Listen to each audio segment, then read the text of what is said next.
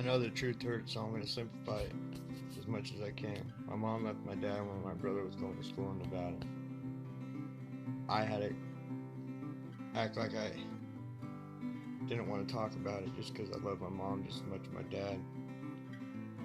My dad only weighed 110 pounds. It was hard to tell him, I don't want to hear it, Dad, but I really didn't.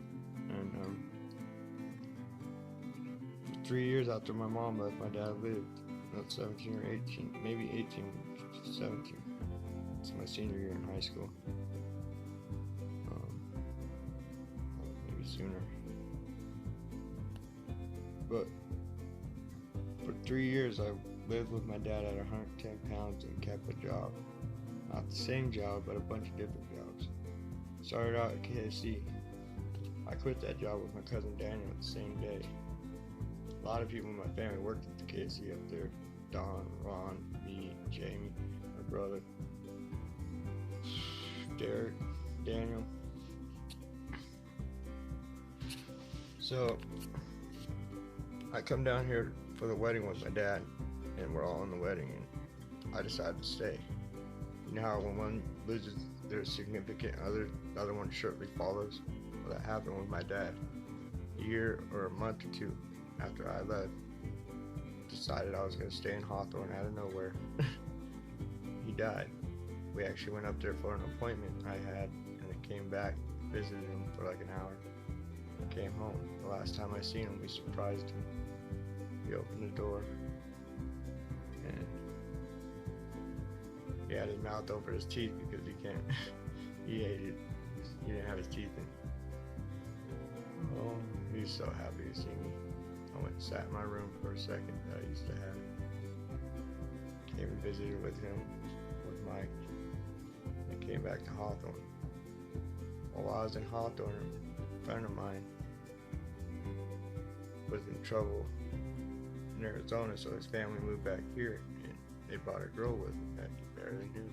She had 3 kids. I take her back to Arizona maybe a month after the funeral. Decided just to leave out of nowhere because this girl's a drunk.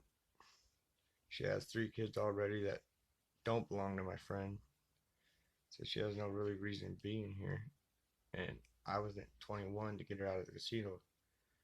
Kept getting kicked out. I was back when they had security. But I lived here for like a month and a half over at B Street. I worked at Pizza Factory. And once I lost my job there and got tired of her shit, I packed up my car and took off. Didn't tell a soul. I'm living with my dad. And then, no, I'm not living with my dad. My dad's dead. I forgot. Well, I get a job at Sterilite. I'm living there with my brother and our roommate friend. And he ended up moving back to Nevada. Well, there's this girl I knew from school called me at the bar one night, and she's just in a bad spot. She's working for this guy. She's doing pills. She's shooting up. I go and get this girl from his house one day when her friend calls me worried and wants me to go check on her. So I go there, knock on the door.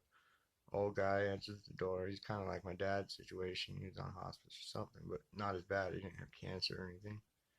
I knock on the door. Where's she? He tried to say she wasn't there. I said, oh, whatever. I walked in, seen her in the room, just passed out, knocked out. I couldn't shake her or wake her up. As I'm walking to the room, this dirty old fuck was like, are you fucking her? No, I'm not fucking her. But you ain't gonna do this to somebody I care about. No, that's for sure. Now, this girl I never dated, just was friends with. Actually had the crush, one of my first crushes I had when I moved there in 6th grade. She was good friends with the girl I lost from Virginia to do, but I just did that to be a good person. I sent her back to Cali because her and her husband worked at Sterilite. Sterilite's a hard job. I worked there for about a month growing up. You have to stay on one spot, 12 hours, snap shit together. You get no breaks. You get written up for using your cell phone. Or her and her husband were managers there, and she just, I guess, got off on the wrong path. Well, I talk her into going back and seeing her kids, and she does. We're talking on the phone, and I'm alone at Dad's house at this point. I'm listening to Journey. I'm upset she's gone. Journey. Yeah, I learned that from my dad. Well, she calls me and we're talking over the phone, and she said that she had a conversation with her husband and she was going to come back and be with me. She was going to bring her kids for Halloween. So she did. They stayed in my old room at my dad's house with just me and her and these two kids in a 3 bedroom right before I moved out of there and moved into my other place. Because that didn't work out. Long story short, I'll tell you later about it. Well, then that Brandy girl that I moved back from Hawthorne with, that Brandy girl ends up hit me up saying she had a kid that was my